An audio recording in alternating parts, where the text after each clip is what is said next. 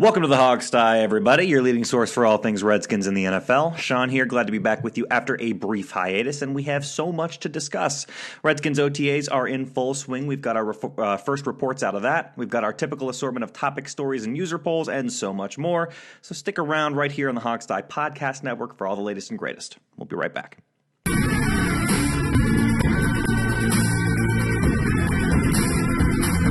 Welcome to the Hogsty. And now, here's your host, Sean Conti. And we're back. Sean here again. So glad to be back here with you in the pilot seat. Just struggling through this slow part of the off season, right, Steve? Yeah, we're struggling through, and of course we're recording this on Memorial Day weekend. We have a skeleton crew here, obviously, and I'm sitting here wondering exactly what that says about, your life and my life, that we're the ones that have time to do this in the middle of the weekend. I don't know how I feel about that. No, you're right. It says something, that's for sure. It says something. I don't know. Yeah, I just don't know what it says, and I'm not sure I'm going to like it when I figure it out. Well, despite the slow time of the year, we do have a couple things to discuss. I mean, we've got some good stuff going on. Like we said up front, we've got some stories that have come out the past couple weeks. Obviously, OTAs started. We've got our position group breakdowns to do. We continue that series on, so we've got some things to do, right, Steve? I mean, we've got some stuff going on. The Redskins news is a 12-month-a-year thing nowadays. And it certainly provides plenty of cannon fodder and room for discussion, at all times. And this week was no exception. Yeah, well, and we also have to talk about Game of Thrones, the new trailer that came out, but we can do that at the end. Yeah, I mean, come on, that's probably the most exciting thing going on right now. Let's be honest. Probably is. Okay, but we'll get to that at the end. We'll give the people what they want. Their hard, deep cutting Redskins news here first. So, what's this story I heard came out this past week about a potential front office reorganization, Steve? Well, obviously we went through the whole, Scott McLuhan, is he a drunk? Does he have family problems? Does everybody hate him? Oops, he's fired, routine of a couple months ago. And it was a huge embarrassment for everybody. And the big disappointment I think all the fans had is that means that Bruce Allen is going to have, complete control of the personnel world as if he really didn't anyway. And so what happened this week is it was in the owners meeting, at I believe it was the owners meetings. Somebody asked him about the status of the front office, and Bruce said, well, we're looking to hire maybe as many as 3 people and reorganize some things. And that set off a bunch of alarm bells because it made it seem as though, Bruce is going to hire, maybe some underlings, but it wasn't going to mean a major restructure. It wasn't going to mean we're going to find the next Scott McLuhan. What it meant is that Bruce is going to hire a couple personnel guys, and it's going to remain the Bruce Allen show. Now our colleague Rich, with the Hogstein, with the It's Just Business show, doesn't seem to mind that too much, but I know a lot of fans do, and I think you have big thoughts on that as well, if I recall, Sean. Yeah, I mean, I'm just still a little shell-shocked from all the front office craziness, obviously, we had at the start of this offseason. Obviously, a lot went down there, and like you said, when I hear Bruce Allen say something like, I'm going to hire 3 new people for the front office, and it's kind of vague and nebulous, or whatever, what I'm hearing really is I'm going to hire 3 yes men. Like you said, I kind of have a hard time seeing that he's hiring people to make, revolutionary decisions. I think he's probably going to retain that. I'd like to hear a little bit more about specifically what he said if we know any more. But I mean, Bruce Allen is what he is. I think we learned a hard lesson that we've learned before once again through this whole Scott McLuhan situation, which is that this is a guy who wants control. He doesn't even want a potential general manager speaking directly with players. I mean, this is a guy, don't expect him to yield a bunch of control to other people. Don't expect that, even if he's going to hire 3, puppets.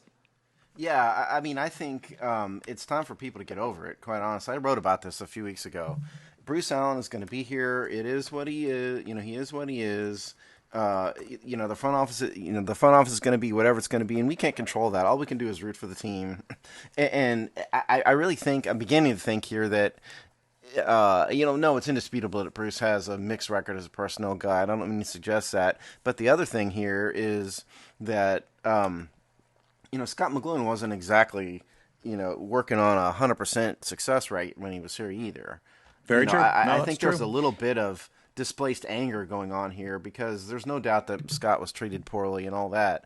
But I'm not sure his record really, and frankly, particularly in the world of the free agents, really was any better. So the fact that Bruce is in charge, is it ideal? No, but if he hires 3 decent personnel guys, I don't know if we're going to end up in any kind of worse place. So I don't know if I'm all that upset about it. No, you're right. I mean, I think you're making a fair point, especially about Scott McLuhan. Not every move he made was a home run by any means. So you're absolutely right about that. And like you said, if he's hiring a couple, good personnel guys, who's to complain about that? I do think there are some problems with the dynamic there in the front office in terms of, there's going to be, I think, a power struggle with the general manager, whoever that ends up being, in the future. And that's probably not a good thing. So I think that is a problem. I'm not necessarily a Bruce defender in that regard. But yeah, I mean, hearing him say he's going to hire 3 people doesn't mean anything to me. I don't think anything's going to change in that front office. If it was Dan Snyder hiring 3 people and reorganizing the damn thing, that would be a different story. But if it's Bruce Allen just hiring 3 people, I mean, yeah, the power structure is going to remain the same. Yeah, and if you want some of the quotes specifically, I'll do them here for you. This is courtesy of CBSLocal.com or Washington.cbslocal.com. That is, they are affiliated with 106.7 The Fan. This was from May 22nd, so early this week. And what he said was, I've met people I've never worked with, and it's been a good period. We've learned a lot about other strategies and structures around the league, and it's refreshing to hear their thoughts about quality people we also have at Redskins Park. We're going to be adding at least 1, 2, maybe 3 people. And then he says, from the beginning, I'm real proud of what the guys did this year in free agency and in the draft. We have a lot of quality people who have performed well under some tough situations this year. This draft class and excitement it's brought to our locker room is exciting. It's somewhat poor grammar there. We're looking to add to it, and we'll see what that is. It's. I guess my point is, I look at the drafts, and I'm not too upset about the drafts that Bruce Allen has done in comparison to the ones that Scott McLuhan's done. And just people don't like him, and I'm not wild about him either. But if he drafts well and the 2017 draft class does well, why is anybody complaining? All my point was originally was let's focus. You and I are fans, and we can root for what happens on the field. Ultimately, that's what I care. I don't care how they get there. I just care that they get there. And let's become a good team. And so I'm willing to give him a chance, mainly because I have no choice. My choice is either give him a chance or go for some other team. That I'm not going to do. Yeah. So I think people just kind of have to give over it. And if they hire some quality college scouts, somebody, who's another Scott McLuhan, but that good, but he answers to Bruce, c'est la vie. It is what it is. Let's just move on. Oh, yeah. No, I absolutely agree. In the end of the day, that's all that really matters. Now, I will say this. I think one interesting thing is this year's draft class, it's going to be kind of hard to tell, I think, who to give really credit for in terms of, who brought this talent in. I think next year will be much more telling, especially whoever the general manager ends up being. We hire a guy, fire a guy in the same. It'll be easier to, I think, gauge Bruce Allen's legacy, next year. This draft class is going to be a little bit more mysterious, I think. And of course, a guy like Jonathan Allen, I think you and I could have drafted Jonathan Allen. If we were sitting there at 17 and we saw a guy who was the best defensive lineman on the board there, I don't think it takes a genius to pull the trigger on him. Oh yeah. So I don't know. That's a fair point too. I tend to go with, in terms of who gets the credit. My thought has always been, who's the guy that pulls the trigger? In this case, Bruce Allen pulled the trigger. Scott may have set up the board. I don't know. Who knows? I guess he probably did. But when the rubber meets the road and draft day came, Bruce Allen made the picks. And so, to me, you got to give him the credit, and you got to, slam him when it goes wrong. So that's the way I you're right. You're right. And with a team with needs this obvious, you're right. I mean, it's not like it was rocket science this year. Yeah, exactly. In terms of who to pick. So.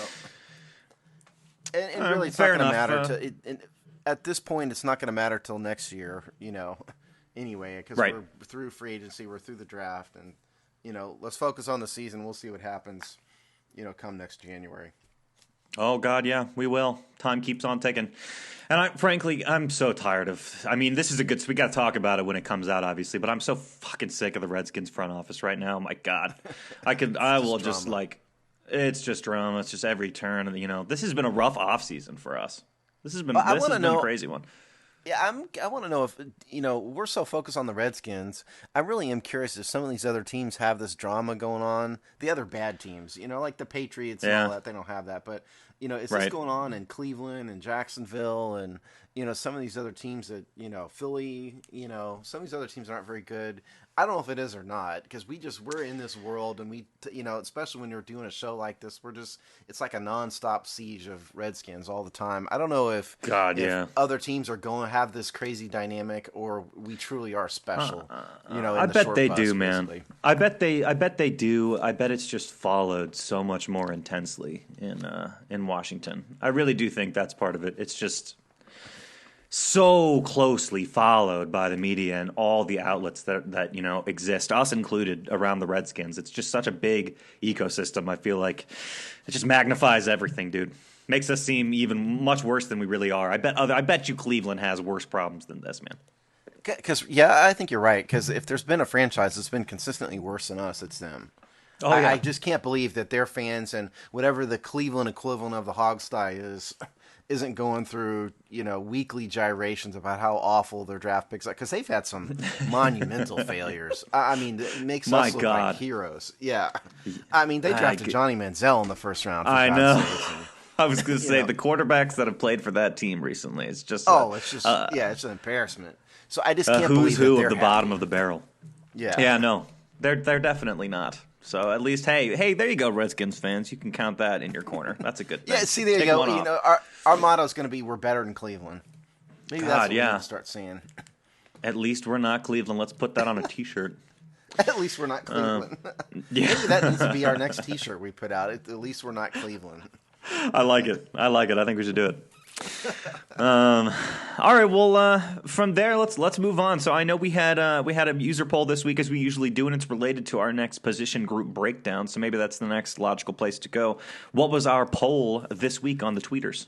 Yeah, it sure is. The poll this week, and listen, they can't all be exciting polls, people. We do our best here, but sometimes we have to get through all the positions, and this week happens to be guards and centers. It's not sexy, it's not exciting, but it's a part of the team. And so the poll Have this to week give was every on- group its spotlight. Got to do it, guys.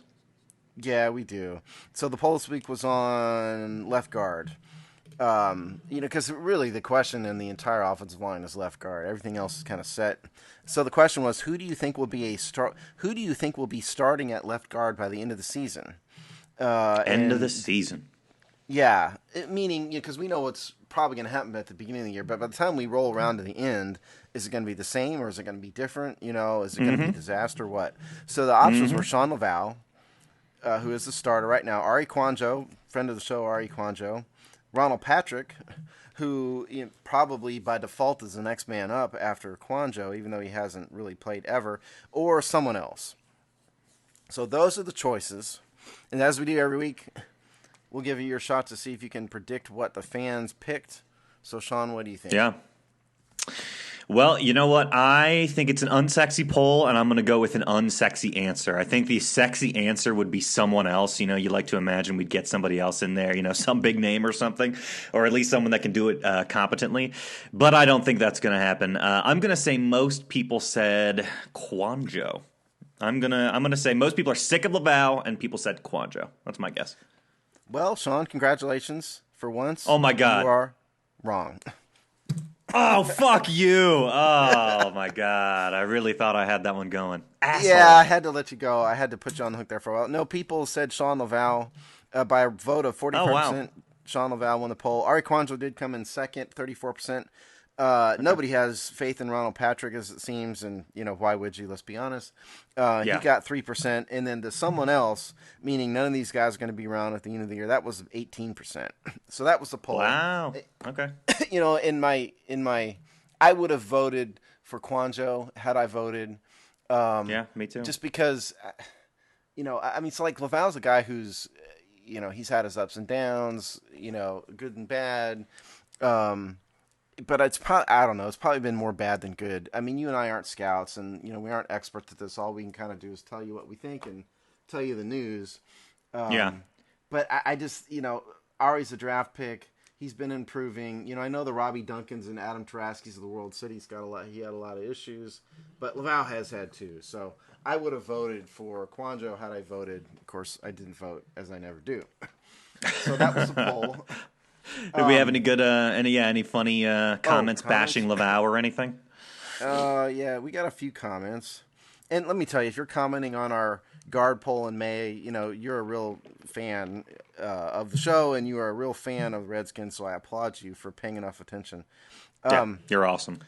Okay, Sean, who is at FL Skins fan for life, I assume FL is probably Florida, he says it'll What's up, either Sean? be long if Rouillet shows he's a legit center, or Rouillet will be moved to left guard. Red Giant 07 says Lauvao looks like a good spot to save money, and he's true there. And Alex Mason, who is at Mason Alex Army, throws a name out there that I thought was interesting. Tyler Catalina. He says Tyler Catalina is going to grab the starting spot by the end of the year, which is a bold prediction. That's a prediction. Is that based on is he just being a goofball, or do you see that being? I know you know a little bit about this guy, so. I don't think he's just being a goofball and being a jerk. Catalina is, let's just start the position group breakdown, I guess. Let's roll with Catalina first. Catalina by all means. He's 6'4", 330 pounds. Wait, so put this in perspective, Steve, before you go on about who this is, because a lot of people probably won't know. This is an undrafted free agent we signed, right? Yeah, it's an undrafted free agent, sorry. And he went to Rhode Island for 3 years, and then he spent time 1 year at the University of Georgia. 6'4", 330 pounds. He's he's not going to be a tackle. Some of his strengths and weaknesses. He can generate a real big surge. I got this particular scouting report from CBS Sports. This is Dane Brugler. This is his report. But some of the inputs on him,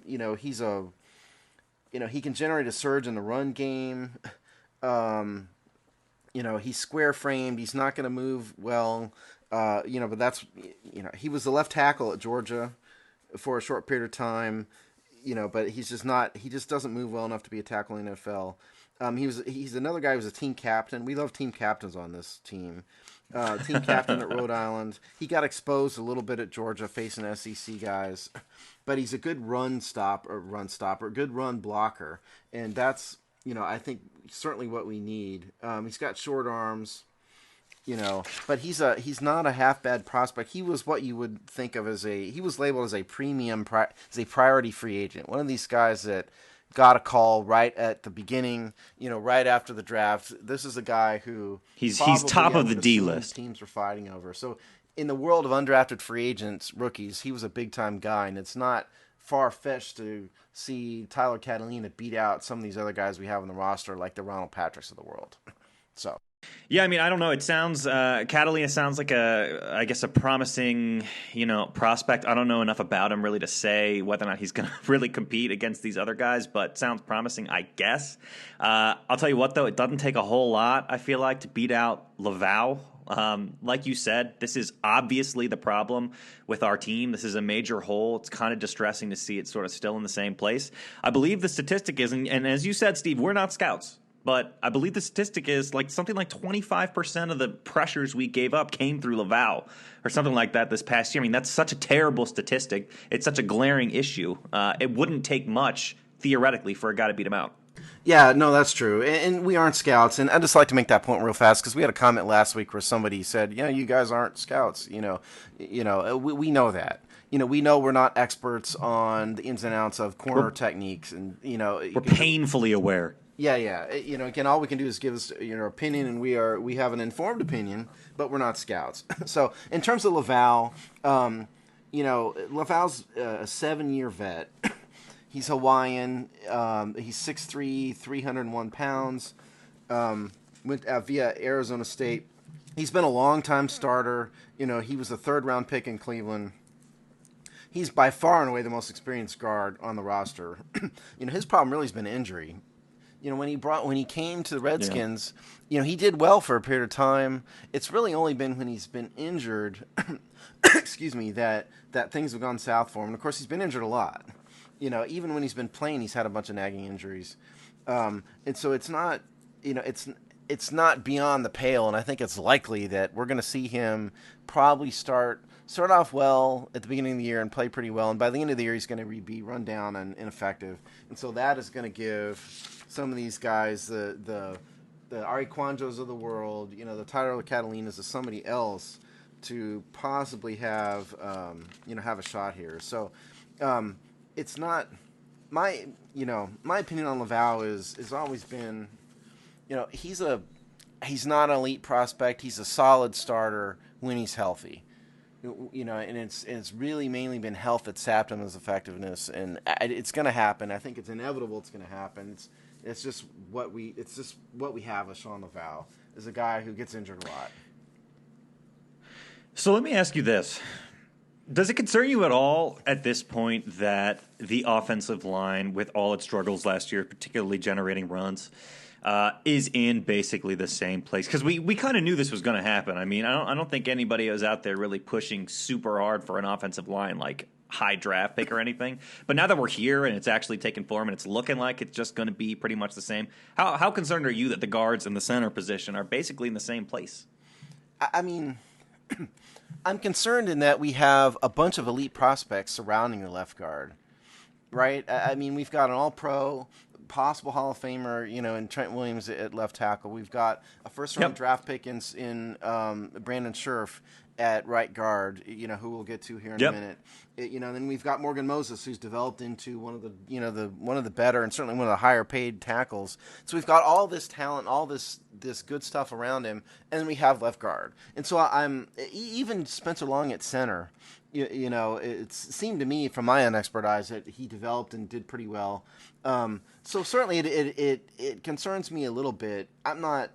It's not a tragedy position because we have a lot of talent around him. It's something that's going to have to be addressed long term. And if it's Kwanjo or Catalina or somebody, great. But my sense is we're going to have to find somebody in the next year or two. Yeah, I mean, look, I hear what you're saying, and we have talent potential, I feel like, is what you're saying along the offensive line here. You mentioned Scherf. I mean, yeah, you said he was a high draft pick, and he certainly was, but I think there's potential there, but is he going to come out and play at super elite level next year? Probably not. Lauvao, definitely not. You're right about Trent Williams, but other than that, I mean, Spencer Long, you kind of said he was developing, but that's kind of all you can really say, I feel like, at this point. And Moses, you're right. I mean, he certainly showed potential, but again, it's kind of the same thing as Scherf. It's just not quite there yet. I don't know. I don't know if we're going to see a huge, high level of play along this offensive line. I'll tell you, I really don't. I'll tell you my perspective from a big picture perspective. It's that, Trent Williams, what is he, a 7-year, 8-year vet, by now? Yeah, something like that. Yeah, my kind of big... What, 2010 or something? Yeah, 2010. So he's going into year 8 then. My sort of big picture fear is that by the time this team is ready to really compete at a high level, Trent Williams is going to be over the hill. That's my real fear. Excuse me. Because Trent is a tough guy. He's, even for a football player, he's a tough guy, right? He's battled through injuries every single year. Every single year it seems to get worse. His drug suspension, and it's not tackle week, I know, but I mean his drug suspension kind of helped him in a sense because he was healthy for the push at the end of the year. So my fear is that we're going to have. My fear is that we're going to have all these young guys along the offensive line who are going to kind of grow with the team, and we're going to fix the left guard one way or another. It's not going to be Lauvao. He's going to be here another year or two, whatever, and he's going to be gone. But my fear is that once that gels, once the defense gels, and once we're really ready to compete, assuming Kirk Cousins stays, all of a sudden we're going to need another left tackle. That's my real fear. And we're going to kind of start over at that position. So he's the one guy that's kind of not growing with the team. He is kind of at his peak right now, and it's going to be downhill. So that's my fear. It's really not really the left guard. It's really Trent. for me. Man, wouldn't it be a crazy thing if Trent, gets hurt, ages out of the NFL, Kirk goes to another team, and Sean Lauvao is still with this team in like 4 years or something? Laval's the old man. He's the man. That would be so Redskins, man. There's nothing more Redskins than that. I think you bring up a totally legitimate concern with all that. Sorry, I wonder if maybe the future at guard isn't Trent. Someday when his athleticism leaves him, in the next few years, maybe does, and we need to ask a real offensive line guy, about if this is even possible, because, we saw that a little bit last year. They did kick Trent in, due to injuries for a game or two, and obviously he did really well. So I wonder if once Lauvao goes and you have a more limited Trent Williams, limited athletically, maybe he's the future for the end of his career at guard. Just spitballing, I haven't heard that before, but I actually think that's being. Hey, keep your talent on the team where you can, and like you said, he's shown ability to do it before. For anyone that could probably kind of interchange the guard and the tackle position there, it's probably Trent freaking Williams. So yeah, shit. I'd love to give him the chance when that time comes. I hope we give him a chance to do that. It's not that crazy. No, Robbie Duncan, our friend Robbie Duncan talked about that, I believe, at one point in time before he left us. So it's really not that nuts. The primary backup, along the offensive line and along the interior of the offensive line is Ari Kwanjo right now. We had him on the show. What was it last year? I forget. We had him on the show. He was last off season, I think. Yeah, he was a very well spoken, very humble guy. He struck me as a hard worker. I think the word from the folks that are the real offensive line experts out there is that he had technique issues. He needed time to develop and grow, and there was a time period, at least in some people's eyes, that people were unsure whether he was really going to develop into a starting quality guard or not. To me, this is Ari's time to shine. This is the moment. If you're going to develop, you're a third-year guy. He's been with the team since 2015. There's a very clear opening, at guard. With the Lauvao question. This is Ari's time to shine. This is the time. Yeah, he's got good size. He's 6'5", 318. He's got the college background for it. He played at Alabama. He's got a great offensive line coach. This is the guy I'm hopeful about, and it may be me projecting a little bit just because we interviewed him once. I don't know, but I think of all these people, he's the guy that has the best opportunity because the other guys we're going to get to here in a minute. But these are a bunch of young guys. They're draft picks. They're undrafted free agents. They're guys that have bounced around. Ari's the only one with the resume to really be who would suggest that he's got starting potential. So I'm hopeful about Ari, not because I've watched a ton of film on him and I can say, okay, his footwork is better or anything like that. Just from a general fan sense, I think he's the guy that kind of fits the mold that can maybe be Sean's replacement. That's how I view Ari. I'll tell you, man, it would be really nice if Kwanjo or Scherf, one of those two, just came out and played lights out this year. One of those two really making a huge impact would be a really nice thing. Yeah. Were there any other undrafted people we picked up along the offensive line? I can't remember. Yeah. No, there's another one, Kyle Kalis. And we'll get to Brandon Scherf in a minute here. He's, Scherf is kind of a slam dunk. But let's do, excuse me, I hate to cough, like that. I apologize. Kyle Kalis is an interesting guy because he's a 5-star recruit. He's from the state of Ohio. Went to Michigan. He was a 5-star recruit out of high school, one of the top offensive line prospects in the country, and so he's always been kind of a highly touted guy. It's kind of odd that he was an Ohio guy and went to Michigan. I do have a funny story about Kyle Kalis. So he originally committed to Ohio State. He transferred his commitment to Michigan when Jim Tressel got in trouble several years ago, remember, for that memorabilia for gift scandal, and he ended up getting fired over it. When that happened, Kyle moved his commitment over to Michigan. So he got a bunch of hate mail from fans in Ohio because they're very passionate about their Buckeyes. He said he said he got death threats. He got people saying, I wish Jesus Christ. I wish he would tear your ACL. This is the funny part. Oh my God. he says, and he's quoted. I got this out of Wikipedia. This is the source of the quote here. He says. He says that he gave his home address, out to about 20 people and told them to come find him. Oh my God! And wow, shockingly enough, nobody came and found him.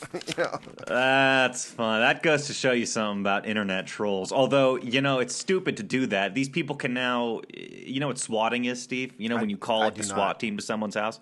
Oh, it's terrible. You basically call like a bomb threat and sick a SWAT team on someone. Never put your address out there if you're someone in the public eye. I don't care if you're playing football, if you're playing golf, if you play video games, don't put your address out there. Don't be stupid. Yeah, don't be stupid, people. And of course, he's a kid. He's a high school kid at that point, so he's probably 18 years old. But on the other hand, he was 6'4", 300 pounds. And so, if you're gonna, it's like these guys who are like the Twitter warriors are gonna mouth off. And so, So Kalis out here says, "Okay, well, come find me. I'm at 576 Main Street in Lakewood, Ohio." And it's a man move.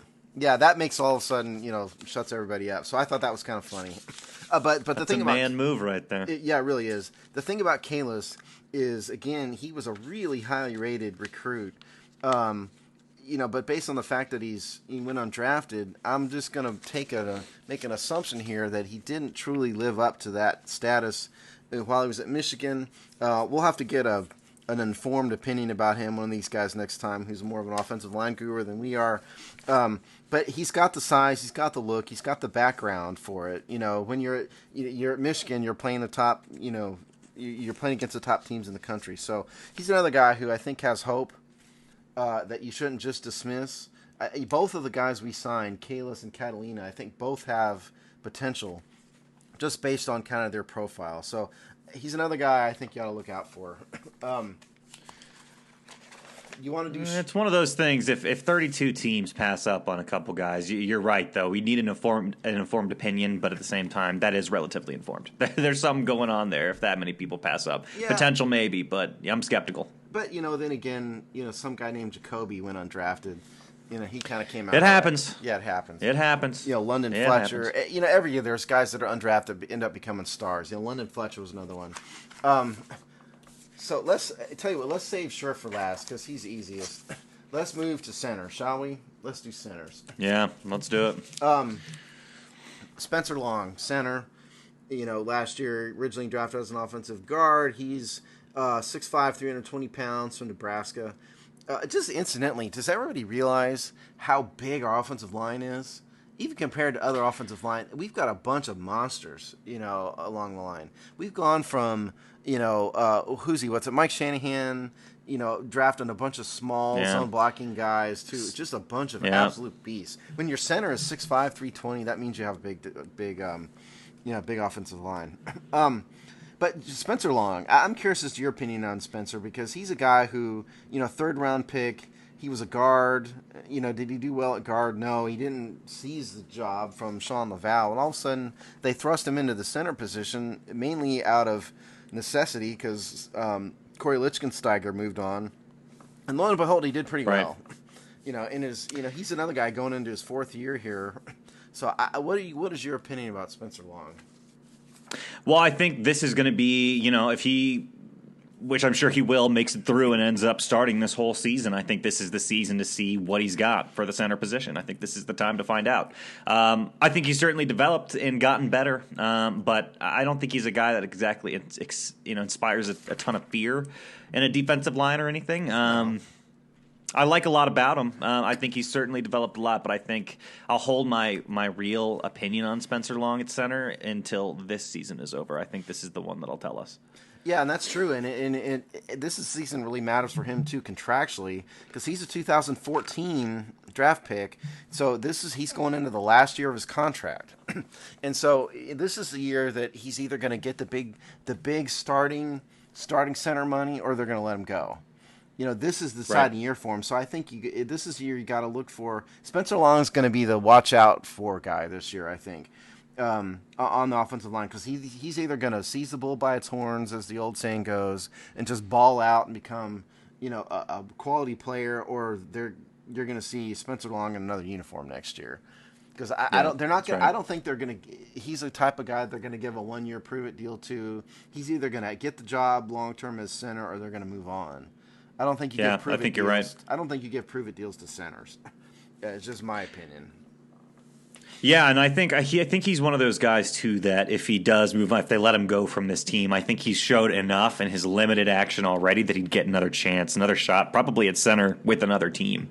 But I think I would love to see him stick around, and I would love to see him, like you said, play lights out this year because that'd keep him around. Yeah, exactly. So I'm a Spencer Long fan. I was down on him in his first couple of years because I didn't think he did very well, but he really developed in a way that. He really kind of developed in a way that I wasn't really expecting last year. I didn't expect much from him as a center, and it turns out, lo and behold, he was actually pretty good at it. So, hey, hopefully he will do well in the future. Okay, Chase Ruier, our draft pick. We talked about him on our big draft extravaganza several weeks ago, so I'm not going to spend a whole lot of time on him, but just as a refresher, Chase is from Wyoming. And incidentally, by the way, Wyoming had one of the top running backs in the country this year. Matter of fact, I think he was the leading rusher in the country. So Chase is a guy who had success as a run blocker. So bear that in mind. But the thing about Chase Ruier is he's versatile. He's a lot of people who know more than we do think that he can also be a guard. He's 6'4", 312 pounds, so he's got the size for it. But if he's that versatile, Chase is a guy who maybe you can look at him as to be sort of the swing off interior offensive line guy and cut one of these other guys we've been talking about loose. So I think that's kind of the ceiling for Chase this year is if he really does develop, can you cut one of these guys that's been around for a while? Does Ari Kwanjo all of a sudden have competition in Chase Ruier? We'll see.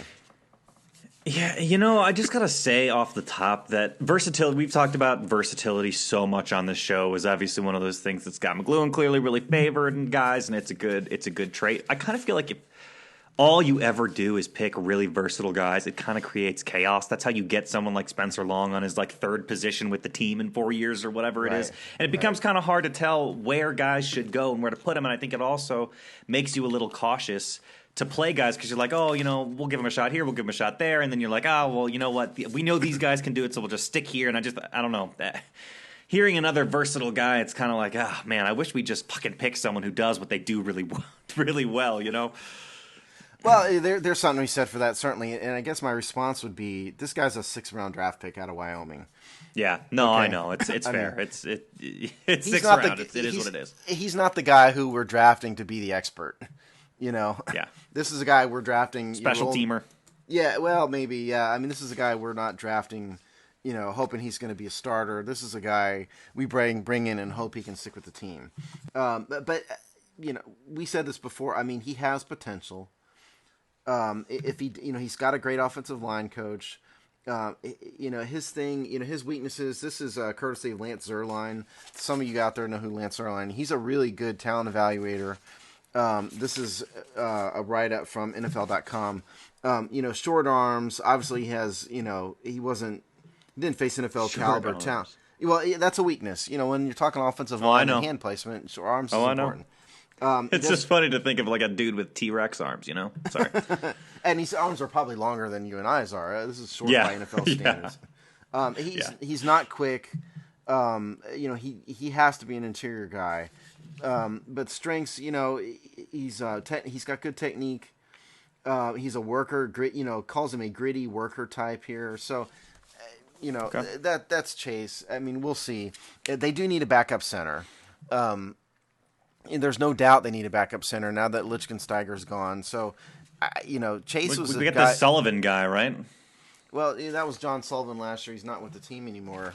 Did we let him go? I didn't even realize. Yeah, well, he was only on a 1-year contract, and he's actually re-signed with someone else now, I believe. He played like 3 snaps for us. He didn't do much of anything. Chase is a young guy who, again, we need someone who can.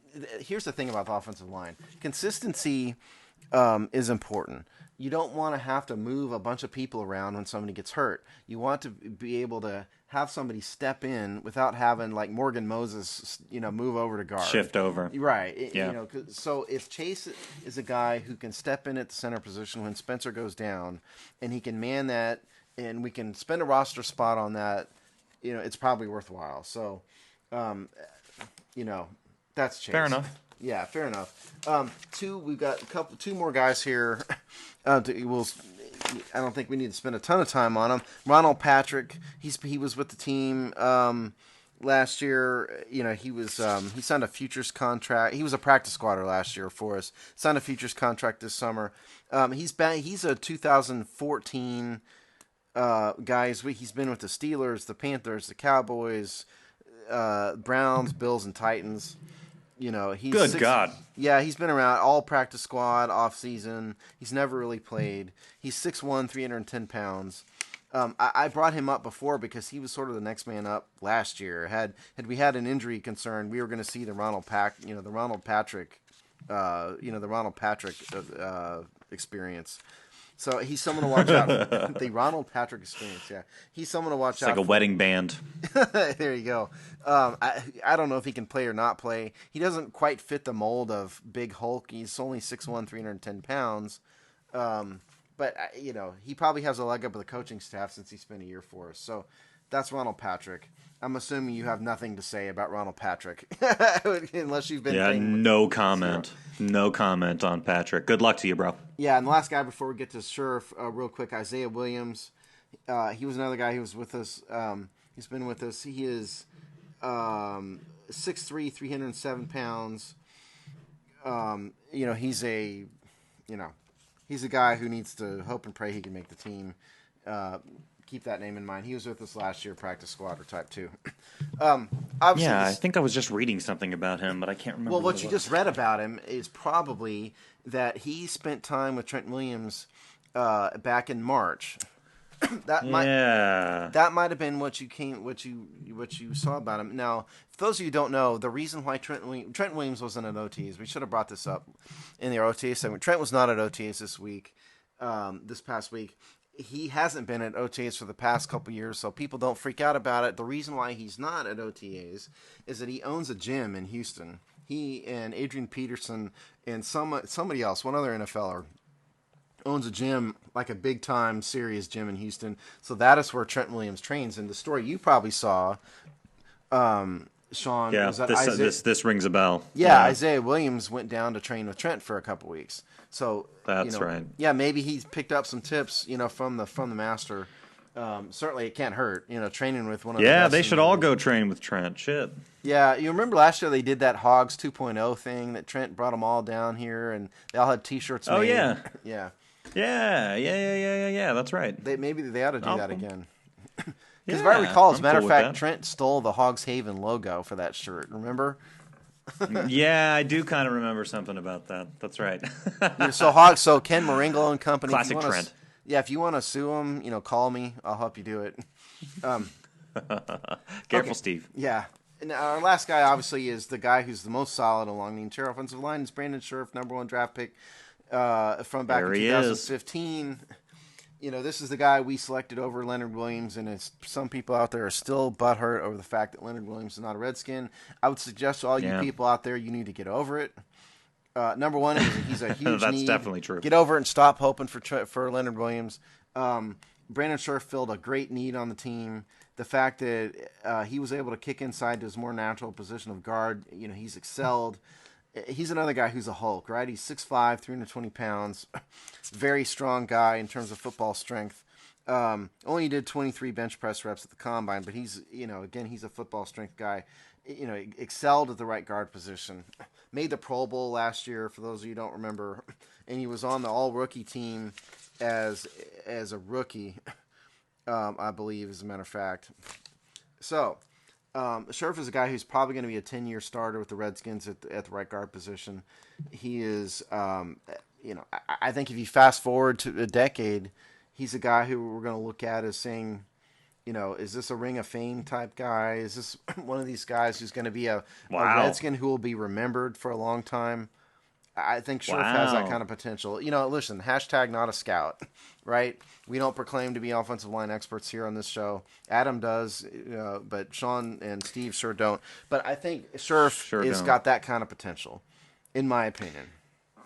Yeah, I mean, I will say this. I think, first of all, I would second everything that you just said and sort of his, like, kind of scouting report there because he's, like you said, maybe he doesn't do the most bench press. He doesn't have the biggest biceps, but he's a guy who controls his body really well, it seems. If you can control yourself, if you're in really good control of yourself, you play the position well, you know how to leverage your weight, and move. So I think he's got a lot of potential. I think he's a great, great guy. I have no issues with Scherf. I will say maybe I would temper my assessment of him a little bit. I'm not looking at him like a Ring of Fame dude. I think he's definitely showed potential and he's played really well. But tell you what, it's kind of hard with the Redskins offense. It's a lot of quick release passes, a lot of fast passes, so it's sort of hard to gauge, the effectiveness of the offensive line. We know the running wasn't very good. Scherf is a great guy, but just there's so many questions around him, I feel like, other young developing guys, and it's just kind of hard for me to say, have that much confidence in him. I like him a lot, and I think he's probably my favorite along the line other than Williams. But, yeah, I don't know. I just don't know. It's like that production is just not there for the offensive line. So Well, it's hard to tell for a guard, right? Unless you're going to pay attention to the PFF rankings, which I keep telling you guys over and over again, it's a total fraud. And you need to ignore the PFF rankings because I guess it's time I can go on a little mini rant about PFF. The reason why people ask me why I hate PFF, and I will say that some of their hard stats are good. They do keep some good stats that are worthy of paying attention to. But the reason why I hate their rankings is that it's basically taking a subjective evaluation, multiple subjective evaluations of these guards without understanding the play, without knowing what the play is, knowing what the assignment is, and assigning a subjective rating to it, and then doing some statistical analysis to it, and turning that into a number that you are proclaiming to be an objective ranking. That is stupid, and it's a statistical fraud, and that's why I can't stand those rankings, and I pay them no mind whatsoever. And I will say, last thing about Scherf, look, he's an Outland Trophy winner. He was an unanimous All-American, All-Rookie team first year, Pro Bowl second year. I think he's got a ton of potential, and he's going to be a bedrock of our offensive line for a decade. So I hope you're right about that, man. I think he has the potential, and I really hope you're right about that because it would be nice to have some fucking consistency. Yeah, no doubt. Other than Williams, Williams has been consistent, but it would be nice to get somebody else in there to stick around. I'll tell you that much. Right. All right. Well, that's position group breakdown shit. We talked a lot. We talked about guards and centers, but we also talked about tackles a little bit. So I don't know. We can. I don't know what we'll do next week. We'll figure something out. It's quarterbacks next week. A preview. Oh God! Already? Can't we put it off for like a month or two? Well, we were trying to get the boring positions out of the way first, and kind of go, boring to exciting. Just and so we put quarterback. That's the Redskins. Yeah, exciting has become boring. We put the quarterbacks in the middle because there's not a lot of controversy, Yeah, exactly. It's boring. It is what it is. So yeah, it was quarterbacks actually one of the boring ones. So that's a peek. I'm sure it'll be a good poll with probably a lot of good comments. Though you can say that at least. Probably so. All right, so the other big thing going on right now. I know we wanted to talk about this Norman article that came out, but we also had OTAs. We got our first reports coming out of OTAs. Yeah. Nothing major necessarily or groundbreaking. I don't know if you have some thoughts on it. I heard a couple quotes that I enjoyed very much. It sounds like it's a very spirited time they're having down there, which sounds like a bit of a tone change over previous years. Well, yeah. To me, the big questions were. The obvious big question is Jonathan Allen, right? How's Jonathan Allen going to be? The reports out of camp from Lake Lewis, in particular, I asked Lake Lewis over Twitter. He said Allen looks good. They're bringing him along slowly, which is understandable. But the initial reports from Jonathan Allen are that he looks good. I heard a couple Reggie White comparisons in there. Beautiful. So yeah, I love that. That's a lot. Oh, wow. That's a lot to saddle a guy with. But the fact that that's even started, hey, I'm all for it. Hopefully, he can live up to that. Zach Brown at offensive. Zach Brown at inside linebacker. Had a good report about him. For those of you who are wondering, we need some linebacker play, man. That's what we need. Yeah, well, for those of you who are wondering, Tom Compton did start during OTAs at the other inside linebacker position and was the play caller. So I know Compton leaves a lot to be desired, but it was an open question. I hear the keyboards typing away on all the sports blogs around Washington D.C. about that. I don't blame him. I don't blame him. So anyway, so not a lot happened. Nobody got injured. It was only one OTA camp. the major news was we're healthy. We're going to move on to another week. Jonathan Allen looks good. Tom Compton still has his job. Sanjay, Pirine, the running back. Yeah, I heard about pretty him. good. Yeah, some good reports about him. So that was about all I really got out of OTAs, quite honestly. If you have anything else to add, Sean, now's the time. Oh, not a huge amount. I also saw some good things about Perrine or however you say that guy's name. We decided last week that it's Sanjay Pirine. Because that was Ryan. That's because LaDainian Tomlinson was on the NFL Network and used that pronunciation. Oh, that's what we rolled with. Yeah. All right, LT. I heard some good things about him, and the only other thing that I heard was that Kirk Cousins had a couple mixed days, which I actually took as a really good thing. I heard that the defense was playing really, really well against him and getting a lot of pressure against him at some point, and had a couple really flashy interceptions, and then the next day he adjusted and was playing really well. So I think that's good on both counts. Good to hear that the defense is getting some pressure in there, although I don't know what that yields for the offensive line. And good to know Kirk's bouncing back and having a relatively productive OTA, start of OTAs here. So nothing groundbreaking, nothing major. Obviously, we'll keep our eyes on it, but sounds like pretty good things coming out of it so far. Yeah, the only other thing I'd add to that is that both Cousins and Terrell Pryor were talking about how they spent a lot of time trying to get to know each other and a lot of time talking. And it just point out that, Pryor obviously is a former NFL quarterback. He's not one of these guys who's a high school quarterback. He was an NFL quarterback, so he knows a lot more about routes and how to run them and all that stuff than someone else. So it's the fact that Cousins and Pryor are talking is only a good thing and bodes well for the future. By the way, I wanted to add there you this. Go. I don't want to go backwards, but I was doing a little studying on Scherf. He was a high school quarterback for a while. Can you imagine that? Oh, wow. I didn't know that. I did not know that. God, that's a big boy for a quarterback. Yeah, I mean, he only played quarterback through his sophomore year, passed for 1,200 yards as a sophomore quarterback. So I forgot to mention that before. That's just mind-boggling to me. So, oh, that's hilarious. Anyway, sorry about hilarious. that. I didn't mean to go backwards, but I had to get that out. So anyway, that was OTAs. No not a lot. We'll have another one here coming up this week. Oh yeah, more to come out of that for sure. Well, let's talk briefly about this Josh Norman article that came out this past week. Pretty cool article. You and I both read it. Had some interesting stuff in there, including some golden Norman quotes, as he seems always eager to provide. So you want to start off, or I can give you my thoughts if you want. Go ahead. Go ahead. Give us our thoughts, Sean. Well, I think first of all, Josh Norman, as always, just an entertaining motherfucker. I love the way he speaks and addresses people. He is sort of a rare breed. He's kind of an old school guy on the field and off the field. He's got kind of a tough personality. He plays the game really, really physically like they used to. He's talks a lot about how the game has gotten soft, and obviously we've talked about this before, how defenses have to play softer, and he's not a guy to do that. So really, really cool article. I wouldn't say there was anything huge, majorly groundbreaking in this either, but definitely some entertaining lines. I tell you, my favorite part of the entire thing was Josh Norman's like, to play this game effectively, you got to get up in a guy's face and smell what he had for breakfast. And the interviewer says, well, what did Odell Beckham have for breakfast? And Norman says, humble pie. Great line. Absolutely loved it. Entertaining interview over at Bleacher Report, so you should definitely check it out. But what do you think, Steve? Yeah, well, first of all, I remember I don't want to say name because this might have been off the air, and because I can't remember if he said this on our show or off the air or not. But one of the beat writers out there has told us that Norman is like a great quote, and you'll ask him something about football, and he'll like relate it to like an iguana, like something just completely out of left field.